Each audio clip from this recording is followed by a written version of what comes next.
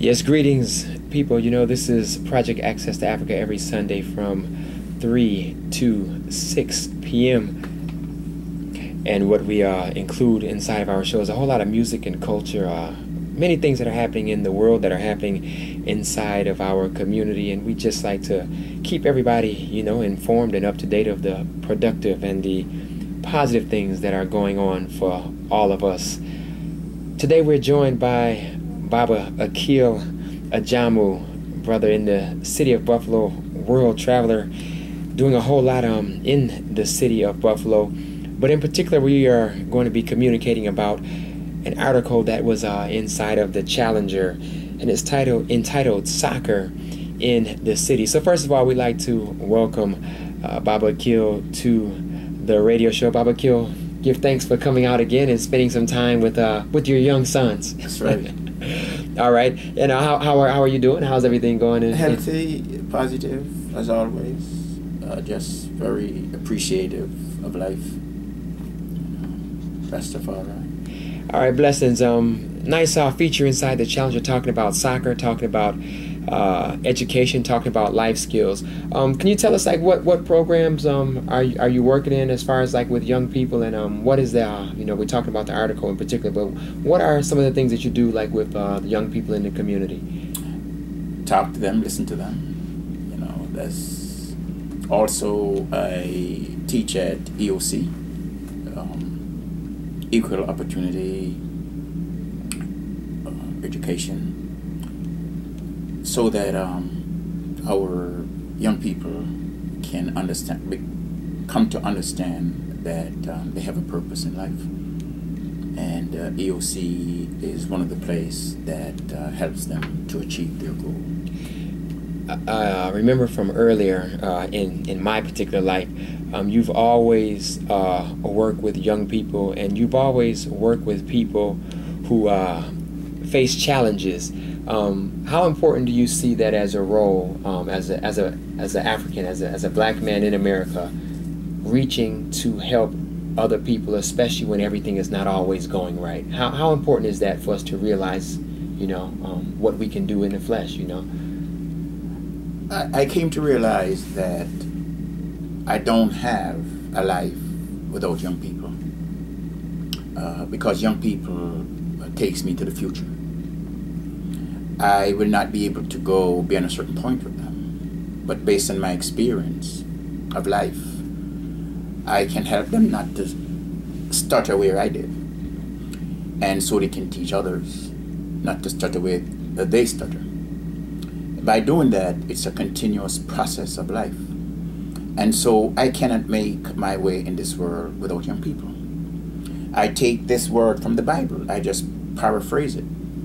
And a child shall lead them. Mm-hmm. Therefore, those of us, adults, elders, must understand this saying.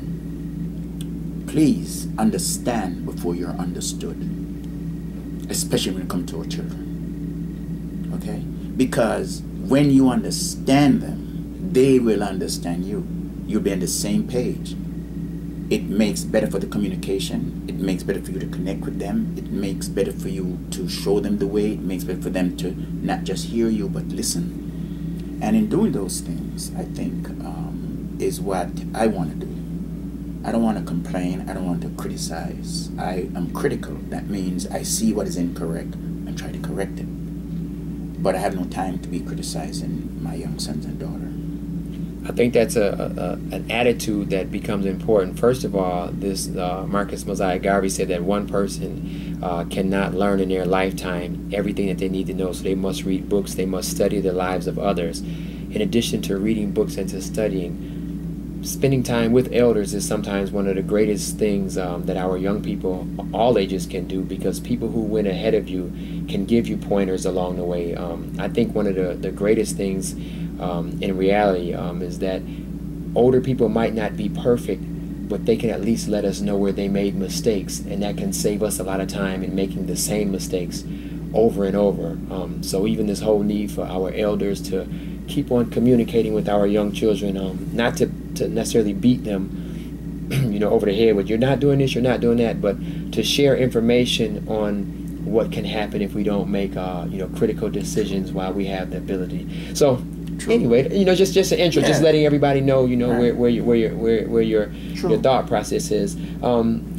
Let us know about your philosophy. We're talking about soccer. We're going to get into soccer in the community, but where do you approach sports and activities with young people?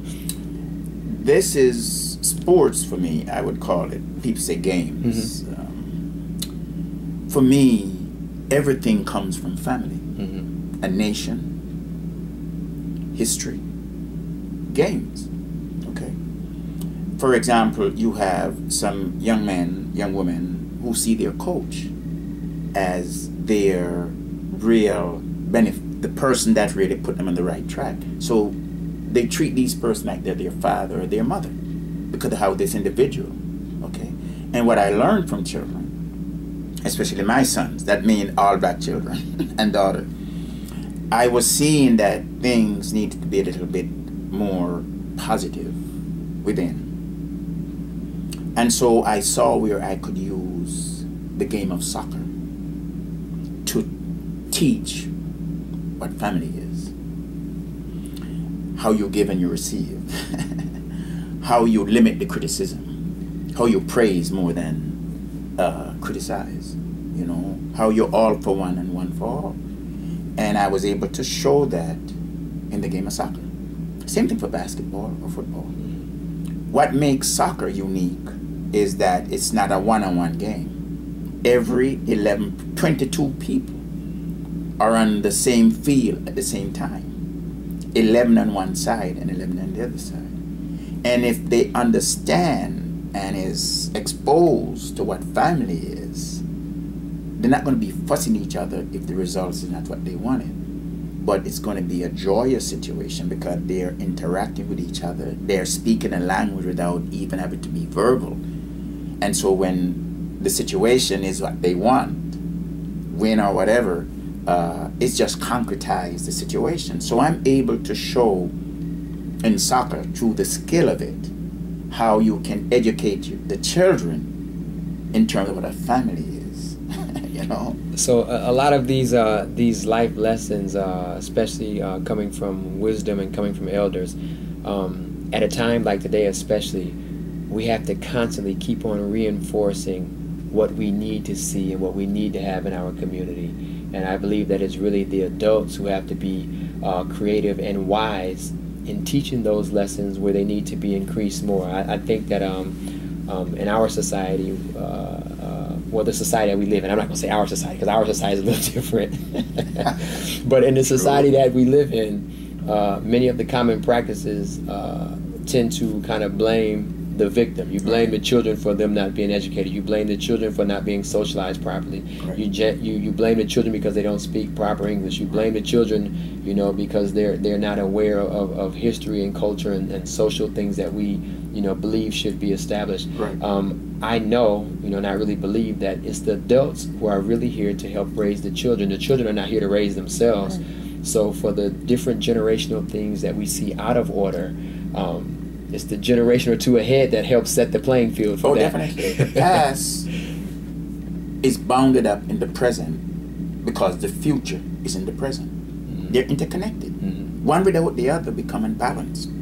Okay? The other thing I want to talk about young people, why I'm so in love with them. They're the one that keeps me in a very straight path. Because if I am telling them or showing them, demonstrating what they shouldn't do you understand if I do it, how I lose my integrity with them? I can never reclaim that again. Because children have a very long memory. It's only when they become elders, the memories start to wane. So I cannot afford for them to catch me in things that I'm asking them to do. So I have to demonstrate it within the self. So it's passed on to them so they can see it when I'm not verbalizing it. So we're talking about soccer, but we're talking about the mindset behind the coach, behind the elder. And I think that becomes important, not just more sports, more programs, but the mind of the coach, the mind of the elder who's in front of our children. We're going to take a quick break, and we're going to come back with more Reasoning with Baba Akil Ajamu. Good afternoon to the Challenger newspaper, to the Criterion newspaper. You're listening to 1080 AM WUFO. Project Access to Africa. Everybody all around the world, you know, this lesson is going from here and everywhere. Commercial break coming up right now. Stay tuned. We'll be right back.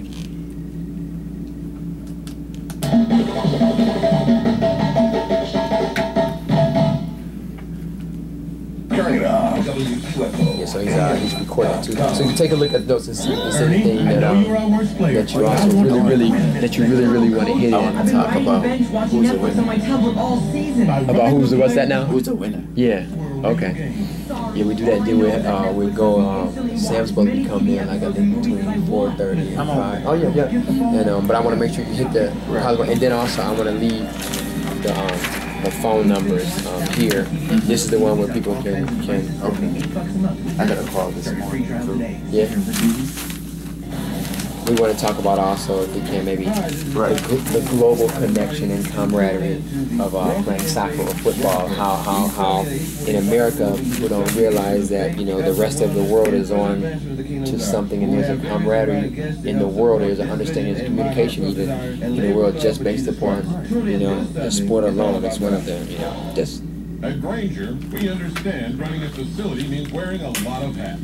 1 minute you're replacing a condenser fan motor, the next you're swapping out fluorescent bulbs. That's why we offer over 900,000 products in 31 product categories. Many ready right when you need them, from HVAC equipment to safety supplies. Whatever you need, even if it's a new hat. Yeah, we got those too. To help keep your business running Let's efficiently, put this a little closer here. Granger.com or stop by a branch today. Yeah, cool. Yeah. Granger, And then the we go ones who like get it done. Great music and great talk and one spot. The new mix, 1080 AM WUFO.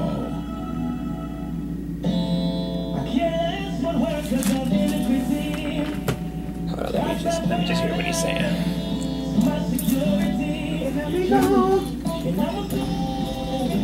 It was like the second list, but it didn't have like the timestamp. I didn't know if I was supposed It to might be put it between that's gonna be in between the 420 and 450. So we have to squeeze in maybe like another 10 minutes. Huh? You did it already? You played for it? No, I didn't. That's all. Oh, okay. I could have just left it right there. Yeah, they have 2 sets. They have like another like 30-minute set. That's not labor on time. Sometimes they squeeze a lot of questions, like if they haven't played enough during the week, then they'll try to squeeze it in on them. But that's what we do. After 10 minutes, we take another little. Okay.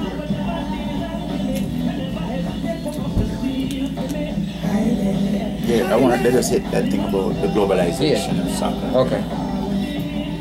Well, that's the who's the winner, and then we're gonna talk about the benefits of us knowing more, learning more, and then how that opens us up to the global sphere. Opens up to the we'll take what you have, and then we just add that aspect. Okay. You know, I'll talk it in. Okay. Make sure we see.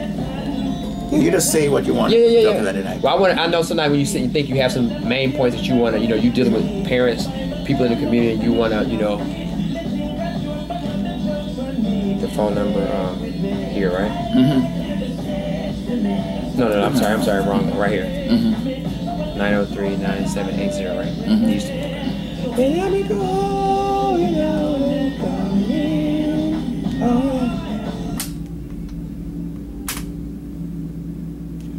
All right, people, welcome to Project Access to Africa. We are joined in studio. I am Ajamu, Muata, working out on the music and running the board. And we're joined with Baba Ajamu. Very nice article inside of the Challenger News out of the city of Buffalo. It's called Soccer in the City by Sister Sabira Muhammad.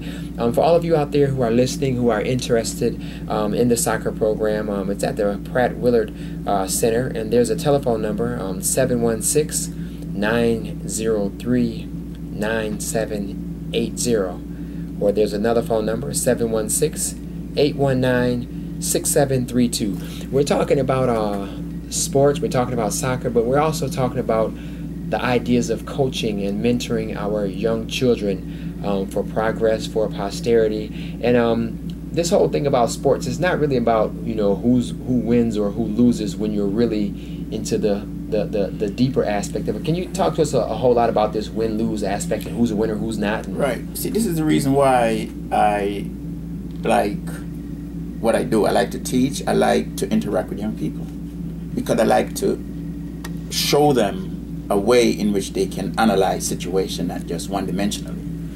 Okay? You don't have to finish first to be a winner. If you're in a race, you don't have to finish first. If you're taking a test, you don't have to finish first. The importance of a winner is completing in a positive way whatever they start. It don't matter whether they took an hour longer or they took 3 years longer. If they do it in a quick time, nice, that's good. That don't necessarily make them the winner. They did something positive. Everyone is a winner when they complete the task ahead so that they can elevate to prevail. We don't want our children being survivors anymore. We want our children to elevate so they prevail. And just to give a little insight on that, when you saying just survivors, is that coming from when people saying, how you doing? You say, oh, I'm surviving. Is that where that's coming from? It has this way that if we can look at ourselves, there are words that we shouldn't use anymore. We shouldn't use the word losers anymore. We shouldn't use the word survivors anymore. Surviving anymore. It's not relative to the 21st century. You see what I'm saying? Therefore, let's elevate so we prevail. I use the word prevail rather than the word success. You know, it reminds me, you know, we have a large Christian audience, and I always like to relay our cultural reasonings to the same things that people are reading in the Bible. Yes. That's the same thing that when Christians say that we're more than conquerors. We're not just surviving, we're not just getting by, no. but we have the ability to prevail, to progress, Right. to conquer our thoughts, our Exactly. ideas, our goals, and our ambitions. Exactly. We have to have a greater appetite for success, Exactly. a greater appetite for high achievement. Exactly. Not a race to see No. who can do it the No. fastest or the quickest, No. but we have to have a progressional level, a consistency, Exactly. as you would say. Now, Exactly. this whole thing also with soccer and football, you know, in the black community in America, Right. it's not one of the most visible aspects of sports. Right. But throughout the world, island of Jamaica, where you come from, places in all of Africa and all of the pretty much other countries in the world besides America, football, or what we call soccer, Right. is one of the #1 most prominent sports. Right. How does that sport open up your global vision of the world you live in, other people, other countries? I mean, how is that education introduced, or how is that reality seen? Education is different from skills. All right. Education, first of all, is not yourself. Who am I? What is my purpose in life? How am I going to achieve it so I can help others to achieve theirs, so they even rise above me? But let me put it in this very simple way, and I will try. Basketball and football are good games because they also teach the same kind of life and family lessons. However, say for instance, a young African born in America, you would go to Jamaica, or go to England, or go to France, go to any place in the world. If he can play soccer, he's going to join in.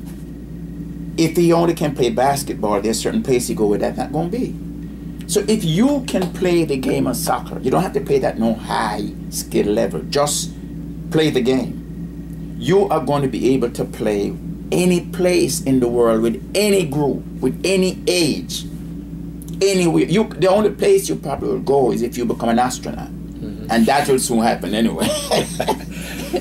This becomes important as you bring up that we always encourage. I'm a person, as you know, born here in America. Right. One of the things that we try to talk about to our listeners is that being able to have a United States passport gives us access to the world like no other black people on this earth. But as people in America, our gaze is lowered so that we don't take a look at how our influence and how our ability to travel around the world can assist us. Travel, scholarships, education.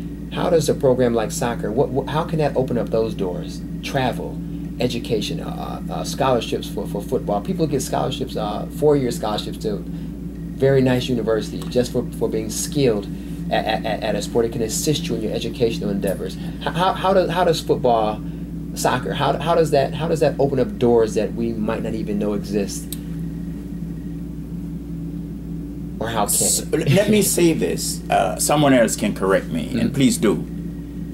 Soccer players who gets scholarship to go to universities, or those who didn't get scholarship to go to university, their graduation rate from colleges is higher than any other sport. Okay.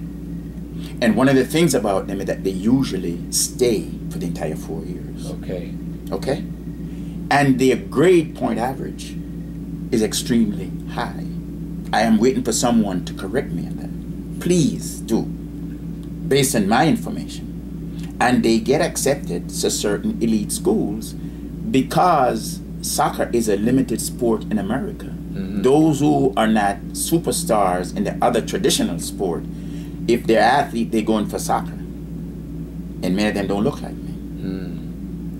And they are good. The United States has a very good soccer team. Their women soccer players are among the best in the world. Okay?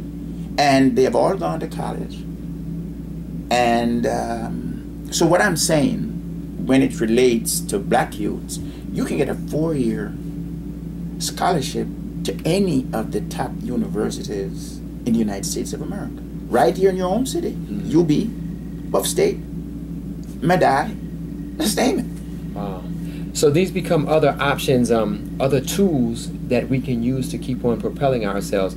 How important do you think it is for coaches, people who spend time with children in sports and leisure and exercise, because fitness is another aspect, but how important do you think that is to guide young people also towards acquiring skills, using your sport to get you other skills, other assets? This whole thing about going to school and education, that could be a whole nother show. Right. But today we're talking about soccer, but how can those ideas, learning how to use a sport or a skill to access you to other skills, how important is that, especially in this time when school education is so expensive, so hard to get into? How does that work? Usually, the mind and the body are in sync.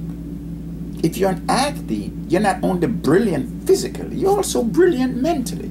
It's just that sometimes we tend to be one-dimensionalized by those who have the power, because they see the superstar in the king. Wow. You see what I'm saying?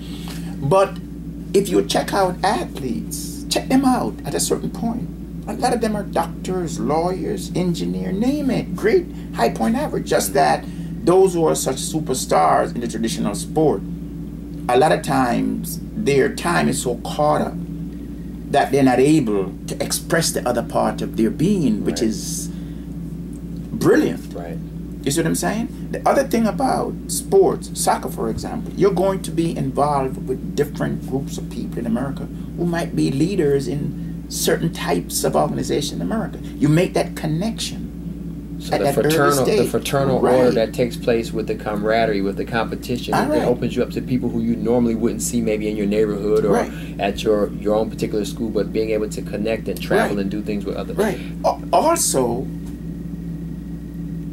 what soccer will do, it allows you to travel, which is another form of education. It takes you out of your own community, into another community, into another country, into another space. So you get to a more holistic view of the world, how people live, what are their style, and stuff like that. All right. We're going to take a quick break and we're going to come forward with Baba Killer Ajamu. Listen, people, you don't want to go too far from this radio. If you move far, that means turn it up nice and loud so everybody can hear it. We got the music mix. Ross Muata is going to mix us up something nice here to kind of keep the people on. But we're talking about other ways in our community to keep on setting up our next generation for prosperity, for holistic living, for progress in life. We have to make sure that we set the next generation to move stronger and longer than our generation. That's our greatest gift that we can give them. Set up a path, set up a foundation for them. That is why we're talking about soccer. Ross Muata, take it. Yeah, so when these children come to my sacrifice, they're not only learning something. Right, of course. They also learn other kinds. Right. Just the visual image of a man standing straight and strong and encouraging and being consistent. You know, it's the same thing that happened with this drum class. There's some children that we have, man, that I see these people sometimes in the parking lot, they're bigger than me, stronger than me. They're like, hey, you used to be my drum teacher. Yeah, I'm like, oh, you know what I mean? And what happens, that whole thing, you still play the drums, you know? Those persons start looking to us as like markers, just like if you're out to sea, they look at us as like markers. Hey, you're still doing this, you know, and it becomes very important. We're gonna talk about this here again, then probably Sam will come in. Now we're gonna segue to tomorrow's His Majesty's birthday. Right. I want to talk a little bit about the whole thing of just the history. We ain't gonna talk about that religion, just the history of a black king and family and people who have their history, their culture, and we had a chance to see that at a time when everything else was colonized. We see one black person stand up. What has that done to the rest of us to see one black person stand up and say, not just I can, but I will, and I'm going to do it. And at all circumstances, we're going to prevail. And not only that, but I'm going to help other people. That's right. You know what I mean? Nelson Mandela's birthday was just the other week. Haile Selassie, they said that Haile Selassie gave Nelson Mandela an Ethiopian passport to travel. That's how he was traveling all around the world, through an Ethiopian passport. While South Africa had it blocked, they had, you know, gave. So, you know, being able to be in position allows you to help others. I think that's one of the greatest examples that even historically people don't even communicate with that. But there's some moves that he was able to make, even here in the government. He would come to a place like Howard. They say he would leave $1,000 for all foreign students who were traveling. He would come in when people come, they don't have enough money. Oh, your school's tuition's already been paid for. We can use this Haile Selassie fund to do this and go to places and set up. You know, the whole order, the whole black conscience that has revolved since. You know what I mean? They're continuing with Marcus Garvey. Like, wait a minute, we do got to think about government and running our own. All of these things happening succinctly, and people holding on to that reality. You know what I'm saying? So we want to talk about that and the importance of that. I mean, you see red, green, and gold everywhere. Even with crazy people, everybody, you know, yeah. But there's a conscience that's taking place. There's a time that it was illegal and not correct even in Jamaica for bank workers and office workers to have their hair in braids or in dreads. And now you go everywhere and it's teachers' professions, dreadlocks flashing. They might not even have conscience, but there's a conscious shift that has taken place, whether the people realize it or not. There's a conscious shift that has taken place. Yeah. And people don't even know what happened, but they in it. You know what I mean? You got doctors, lawyers, nurses, dreadlock women, you know what I mean, who since I told them to go away. You know, there's a whole different consciousness going on. Whole different consciousness going on. Read next stress report, man. Yeah. Rex never because he had predicted that. Yeah. Oh man, I didn't know that book, Chant Down Babylon. Yeah, no, I haven't seen that one. Oh man. Yeah. Jesus, he talks about what Rasta has done. He says there is no group that has made such an impact in such a short time. Right. Without fighting anybody. Just by standing and being. Less than 100 years. Yeah. Serious. All over the world. Red Central for mentally. Him just passed the other day. Yeah, this brother who was the ambassador, his name is Brian, Dr. something Brian. He was at the Jamaican convention last weekend in Buffalo, and his whole history, he's been ambassador to New York. His whole history and everything he talked about, either he referenced to Rasta writers, Rasta musicians, or Rasta sayings as he talked about the whole history and progress of Jamaican black people.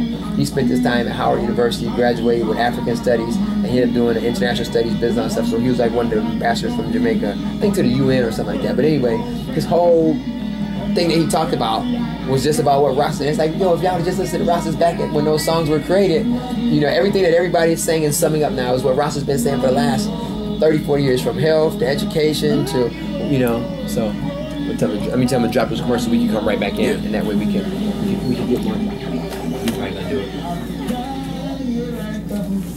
Capleton singing the commercial to us.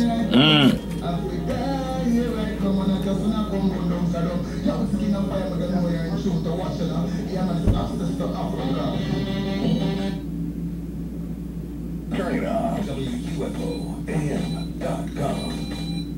If there are only a chosen few that master true craftsmanship, design, luxury, and attention to detail, then Lincoln MKS is one of the chosen. From 16 carefully placed speakers that will move your body to a new world-class suspension that adjusts to vehicle body movement, the Lincoln MKS is one of the few that can make engineering sexy and your ride a lot smoother. Explore the the 2013 Lincoln MKS at Lincoln.com. THX system optional. Make sure your car's battery can beat the heat this summer. Stop by AutoZone, your battery headquarters. And not just for car batteries. AutoZone has batteries for your RV, boat, motorcycle, and lawnmower. Plus, if you have an old battery lying around, bring it in for recycling and get a $5 merchandise card. See store for restrictions and details. Keep everything going strong this summer. Visit AutoZone today, your battery headquarters. Parts are just part of what we do. AutoZone. Right now at Lowe's, check out a Whirlpool 4-door refrigerator. Once $2,499, now just $1,999 for a savings of $500. Plus, save an additional 10% off all major appliances, $399 or more. You can also take advantage of 18-month special financing on purchases of $299 or more when you use your Lowe's consumer credit card. And don't forget to check out our current promotions on cabinets and countertops. Lowe's, never stop improving. Offer valid through 7/23. Special financing can also I forgot about that. Sometimes they throw extra commercial stuff in there and it's not written on the screen. You gotta kind of know like what to. On the new mix, 1080 AM WUFOAM.com. The one that name access to Africa. The one that name access to Africa. I think if I then know the project access to Africa.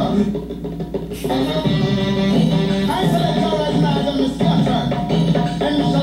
One of the nice things about being able to go to Rebel Salute and be a media person, we get a chance to interview everybody, have communication with them, you know, and make it kind of nice. This year, Rebel Salute gonna be right in St. Ann, 10 minutes away from Miami Bay. It's gonna be at Priori. What time? January. Yeah, January the 19th, 20th, the couple days before school starts back in, because you know Martin Luther King holiday is that Monday, and Rebel Salute is on that Saturday night. So a lot of people go and then come back to America on Monday. So when is it? January 19th. Okay. All right. I just got the Tony Rebel's daughter just sent me some of the information. Again, we just was talking to me right before you came in on the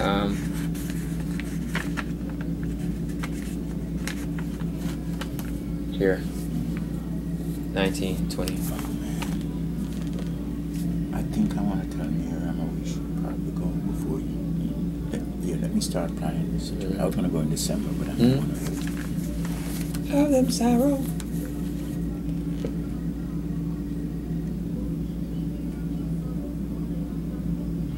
I want to pick up my wife. She's there with me every Friday also. So I want to pick her up in here. Yeah, definitely.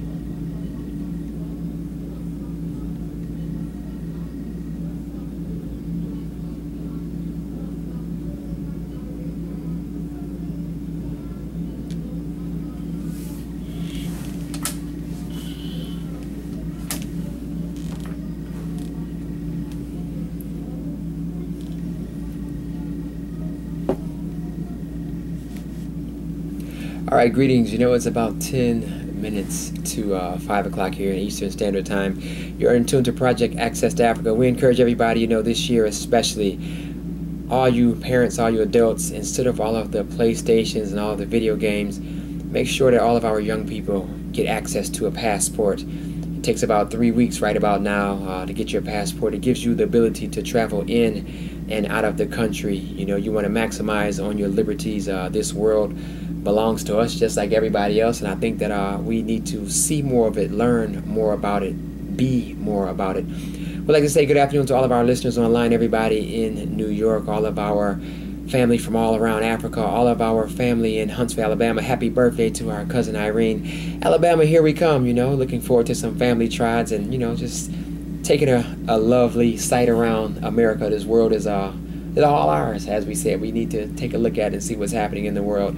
We're in tune with Baba Akil Ajamu. We're talking about soccer. We're talking about world development. We're talking about the development, the stabilization of our young people. And we're talking about just generational responsibilities, things that we can do to help preserve and guide the young people along the way. We're talking about soccer, as we said, and for those people who are listening who might want to get your children, your young people involved, about what ages are you all working with, and where are you working, what days? Usually on Fridays, 6 to 7 o'clock at the Pratt Willard Recreational Center. And we usually start between the age of 4 or 5 and to any age, really. Young male or young female. how long have you actually been teaching soccer and working with young people? Almost 5 decades. You've been teaching almost 5 decades? Yeah. All right. So what does that do for your youth and your vitality? Because you're talking about teaching something for 5 decades. That's 50 years of teaching a physical sport. What does that have to say about health and strength and even your outlook? Because if you've been teaching for 50 years, that means that you're at least 60. Well, more than that. More than that. Yeah, when I say 50, I didn't really start quote teaching, but I've been interacting with young people for about that time. Yeah. This is why I'm so in love with young people. They're the one that keeps me healthy. All right. Can you imagine me running up and down the gym with a 4 or 5-year-old or a 10-year-old or a 15-year-old and keeping up with them? Yeah, just imagine that. And they are looking at me like, Brother Akil, Baba Akil, and shaking their head. So you're plus 60 and you're running. You're not just talking to the children, but you're running and playing and interacting, and it's keeping you youthful as well. Exactly. Exactly. That is how we call the reciprocity of life. I give, I receive. I receive, I give. Children, young people are the kindest of all human species, in spite of what we read in the news about them. But my experience with them, these are, I'm telling you, when a child come up and hug you and tell you they love you, nothing else can equal that. Nothing. Before I go on, let me just give thanks and praise to my wife, Amaya Ajamu Webster, because she's part of this whole situation. She's there with me every Friday and give me a lot of support to do that, and I depend on her a lot to help me with this situation. So this team effort, this community effort of raising and working with children, because this whole aspect also is kind of in combination with the Millions More movement and activities taking place right here in the city of Buffalo. Being able to work with the Christians, the Muslims, the Rastas. I'm looking at the picture, I'm seeing all of the different type of young children. These cultural things help keep us based and balanced as a community. So things like religious wars and all these things we read about happening. There was a program on yesterday, a doctor from Nigeria, and people were talking about some of the atrocities that are happening between Africans fighting each other over religion, and their Africanness is being sacrificed for the sake of defending a religion that came from outside. The type of things that we're doing here, I think, is actually a global light lamp for the world to show that we can keep our religion and all those things with ourselves and with our families, but we still can interact in peace and love amongst each other. How do you see sports? How do you see black culture being able to help bind us together regardless of religion, regardless of the different things that happen? How important is our culture and all of those things in binding us regardless of what our religion is? Culture is the key for me in everything I do. Culture. Because it is the activities of culture that tells me who I am, where I came from, what has been achieved by people like me, what is expected of me, how I must behave or I must act, what my thinking. That's education. And unless we can, let me not use the word unless, if we can get the culture into the psyche of our children, the Buffalo News will lose a lot of its readers. Right. Because there will be nothing negative to say about That's right. us. And That's people, there are people who just gravitate towards reading, negativity, even if they don't do it. I don't read negativity. I don't watch it. I don't use the mathematical formula about positive turning to negative. No, for me, it's negative turning to positive. I don't want to go the other way. So when we start from 0, which is where it starts from, you come to 1. But 1 don't mean 1. 1 mean more than 1, if you understand that. So what you do, just the same way as how what you do is stereotype if it's negative, it is also positively stereotype if it's positive. Because when you leave your corner based on how you flex yourself, who steps there gonna have to uphold that. That's right. I think that becomes interesting. You know, we're talking tomorrow is the anniversary of Haile Selassie's birthday, and just the ability to be able to stand and show others in the midst of negativity, beyond the religious aspect, the historical aspect of what this king has done in 100 years, and what people who have seen this king, it is as though like his energy has transferred people's thought process of themselves. This whole aspect of a king being in power at a time when all of Africa besides Liberia was colonized, and this person inspiring other African nations to gain their independence, to stand in world prominence, and to care and share for each other. This history, this culture with Haile Selassie, you grew up in a Rasta culture. How important has that changed the world history and paradigm of how black people see themselves? Let me just say something about Selassie that a lot of people don't know. He could have crushed the opposition. He had the power of the army to crush the opposition. He said no bloodshed. Tell me of any leader in the world who would step away from bloodshed in a nation just to keep power. Oh, in a nation that had actually invaded their soil and was still on their soil. And he said instead of destroying and killing them, if they lay down their weapons, you be at peace with them and let them help us build if they want to. But I'm talking also about when there was a conflict with him and the army. And he had the power of the elite army to crush that group. Right. And he realized the bloodshed and stepped back and says no. I mean, this man don't have no wealth in Switzerland, like they claim it. Right. I just want to make that clear. Right. That he had the power to crush and says no, not my people. So what I'm saying, what these people in Africa are doing over religious conflict is alien to the African culture. And this is what we must inspire in our children, that the behavior that we're seeing even within cities, urban cities, globally, of us as African people in diaspora, we have to begin to understand the importance of culture.